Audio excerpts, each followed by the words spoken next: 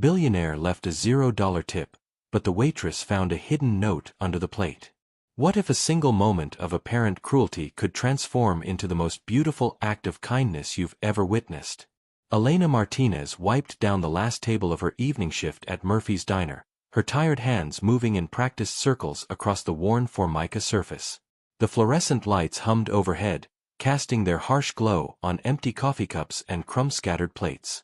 She'd been serving tables for 15 years, ever since her husband passed, and at 38, she thought she'd seen every type of customer walk through those glass doors. But nothing could have prepared her for what happened that rainy Thursday night when a well-dressed stranger in an expensive suit sat alone in booth 7, ordered black coffee, and left without saying a word. When Elena cleared his table, she found no tip, not even a penny. Just an empty plate and what looked like a forgotten business card tucked underneath. Little did she know that this moment would change everything. Where are you watching from tonight?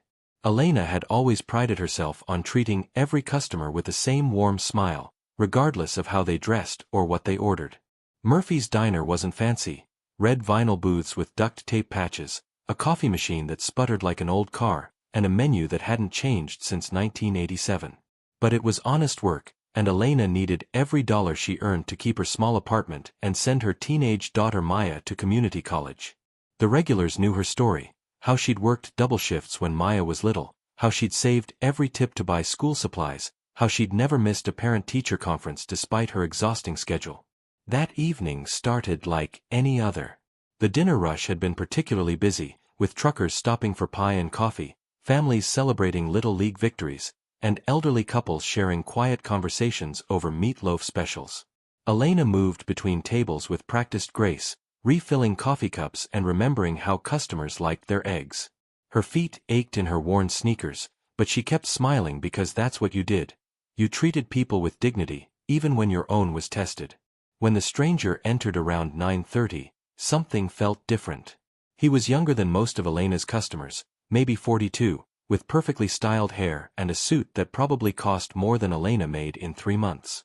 He walked with the confident stride of someone accustomed to being important, but his eyes held something Elena couldn't quite place, a heaviness that expensive clothes couldn't hide. He chose the corner booth, the one usually reserved for teenagers trying to make a single order of fries last 2 hours. "Just coffee, black," he said without looking up from his phone. His voice was polite but distant, like he was speaking to someone he'd never see again. Elena poured his coffee and offered a slice of her famous apple pie, fresh from the oven, still warm. He declined with a shake of his head and returned to his phone, fingers typing rapidly across the glowing screen. For the next hour, he sat in silence, occasionally glancing toward the kitchen where Elena moved efficiently between orders. She refilled his cup twice without being asked, and each time, she noticed he watched her work with an intensity that made her wonder what he was thinking.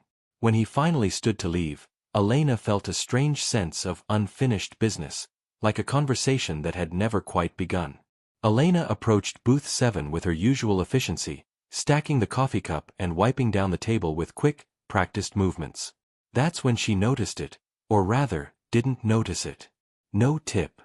Not even loose change forgotten in a pocket. Just an empty plate and a business card that seemed deliberately placed underneath, its crisp white edge barely visible beneath the ceramic rim. For 15 years of waitressing, Elena had learned that tips came in all forms.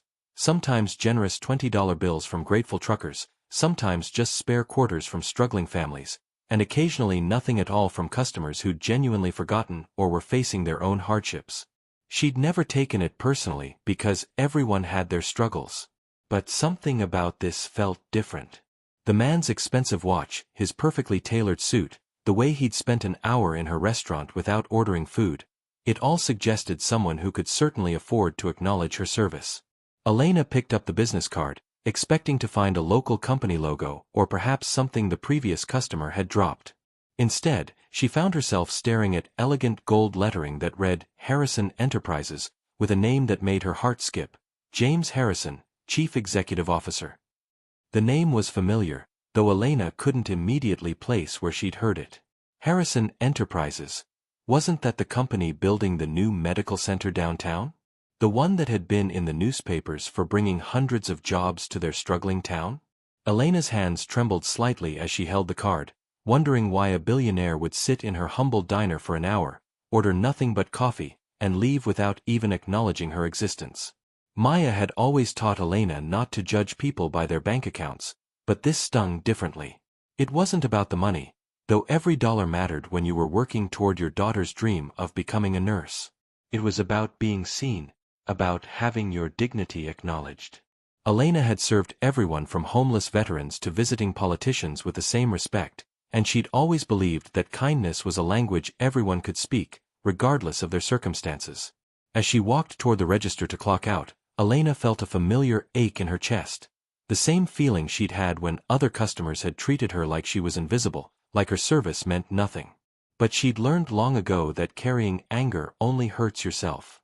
Tomorrow would bring new customers, new chances to make someone's day a little brighter. If you've ever felt overlooked or invisible, please give this video a thumbs up.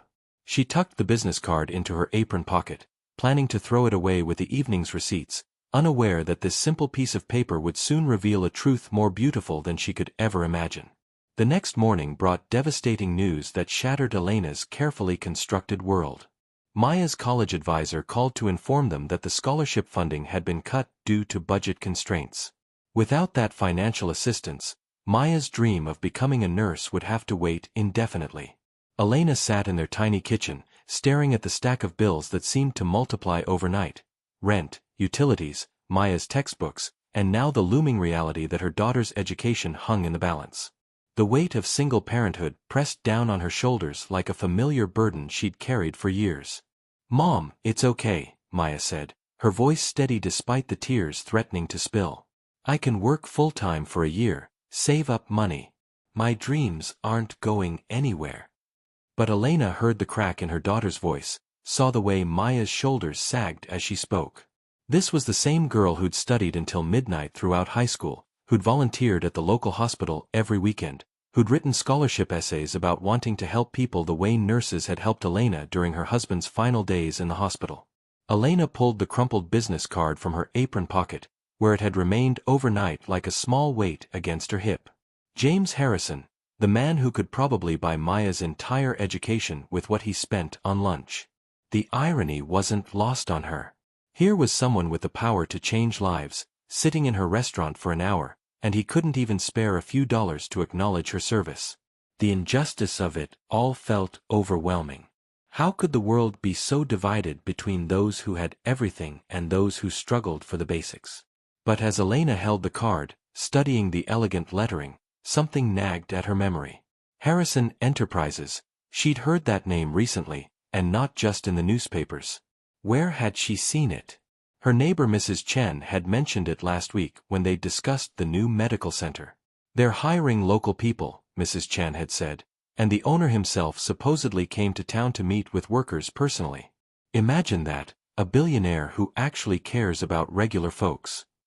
Elena felt a strange pull toward understanding why James Harrison had spent an hour in her diner. Maybe he'd left the card accidentally, but something about the deliberate way it was placed beneath his plate suggested otherwise. What if there was more to the story than she'd assumed? Have you ever misjudged someone based on first impressions? Share your experience in the comments below. She looked at Maya, who was already researching full-time job opportunities with the determined expression Elena knew so well. Whatever James Harrison's story was, Elena couldn't let her daughter's dreams slip away without a fight. Against every instinct telling her to stay in her lane, Elena found herself standing outside the gleaming Harrison Enterprises building the next afternoon, her worn purse clutched tightly in nervous hands. The lobby was all marble and glass, with a receptionist who looked like she belonged in a magazine. Elena's uniform from Murphy's Diner felt shabby and out of place, but Maya's disappointed face kept pushing her forward. She'd rehearsed her words a dozen times. She wasn't asking for charity, just an opportunity for her daughter to interview for any entry-level position that might help pay for college. "I'm sorry, but Mr. Harrison isn't taking unscheduled appointments," the receptionist said with a polite but firm smile. Elena was about to turn away, defeated, when a familiar voice spoke from behind her. "Actually, I think I have time for this particular visitor." Elena turned to see James Harrison himself, looking exactly as he had in the diner but somehow completely different. Gone was the distant, distracted demeanor. In its place was something warmer, more intentional. His eyes held recognition and what looked almost like relief. "You're Elena Martinez from Murphy's Diner," he said, and it wasn't a question. "I was hoping you'd find a way to contact me." I'm sorry to bother you," Elena stammered, suddenly feeling foolish. "I just wanted to talk to you about my daughter, about maybe finding her work." "Please," James interrupted gently, gesturing toward the elevators. "Let's talk in my office. There's something I need to explain about that night at the diner." As they rode the elevator to the 20th floor, Elena's mind raced with confusion and curiosity. How did he know her name? Why did he seem to be expecting her? The elevator doors opened to reveal a corner office with floor-to-ceiling windows overlooking the town where Elena had spent her entire life. But what caught her attention wasn't the impressive view. It was the wall of photographs showing construction sites, ribbon cuttings, and workers in hard hats. Every image seemed to tell a story of community investment and local hiring. "3 months ago, my mother passed away," James began quietly, settling into a chair across from Elena rather than behind his imposing desk. "She spent her last weeks in the hospital here, and during that time, I watched the nurses work. Their compassion, their dedication. It reminded me why I went into business in the first place. Not for profit, but to create opportunities for people like them." If you're enjoying this story, please subscribe to our channel for more heartwarming tales like this one. James reached into his desk drawer and pulled out a folder that would change everything Elena thought she knew about that night at the diner. "I spent weeks researching nursing programs and scholarship opportunities," James continued, opening the folder to reveal documents Elena couldn't quite believe. "But I wanted to understand the community better, to see how real families were managing. So I started visiting local businesses, listening, observing. That night at Murphy's Diner wasn't random. I'd heard about a waitress who'd worked there for 15 years, putting her daughter through school, never missing a shift despite her own hardships." Elena's hands trembled as James placed a scholarship certificate on the table between them. "The Harrison Foundation Full Nursing Scholarship," she read aloud, her voice barely a whisper. "Covering tuition, books, and living expenses for 4 years. Beneath it was another document, a job offer for Elena herself, as community liaison for the medical center, helping connect local families with healthcare resources and opportunities. "The business card wasn't an accident," James explained gently. "I couldn't approach you directly that night because I needed to observe how you treated customers when you thought no one important was watching. And Elena, what I saw was extraordinary. You treated every person with dignity, the elderly gentleman counting his quarters for coffee, the teenage couple sharing one dessert, the truck driver who was clearly exhausted. You saw people, not profit margins." Tears flowed freely down Elena's cheeks as she understood the beautiful complexity of what had transpired. "But you didn't leave a tip. Because what I was planning to give you was so much more than money could express." James smiled, producing one final document. "This is a contract establishing a permanent scholarship fund in your name. The Elena Martinez Nursing Scholarship, for working mothers pursuing healthcare careers. Your dignity, your service, your dedication to your daughter, that's the foundation of real change in a community." Elena thought about Maya, waiting at home, probably filling out job applications and trying to stay positive. She thought about all the nights she'd fallen asleep, wondering if she'd done enough, if her sacrifices mattered, if anyone truly saw the value in honest work and steadfast love. The answer was sitting across from her in an expensive suit, revealing that sometimes the universe works in ways more beautiful than we dare imagine. "There's one condition," James added with a smile. "You have to keep working at Murphy's Diner 2 days a week. That's where you belong, where you make the biggest difference. Those customers need someone who sees them the way you do." 3 months later, Maya started nursing school with tears of joy in her eyes, and Elena began her new role helping other families navigate their dreams. Murphy's Diner still serves the best coffee in town, and Elena still treats every customer like family, because she learned that dignity shared is dignity multiplied, and sometimes the most powerful acts of kindness happen when we least expect them. If this story touched your heart, Please remember to like this video, share your thoughts in the comments below, and subscribe to our channel for more inspiring tales of unexpected kindness. Thank you for joining us on this beautiful journey of human connection and hope.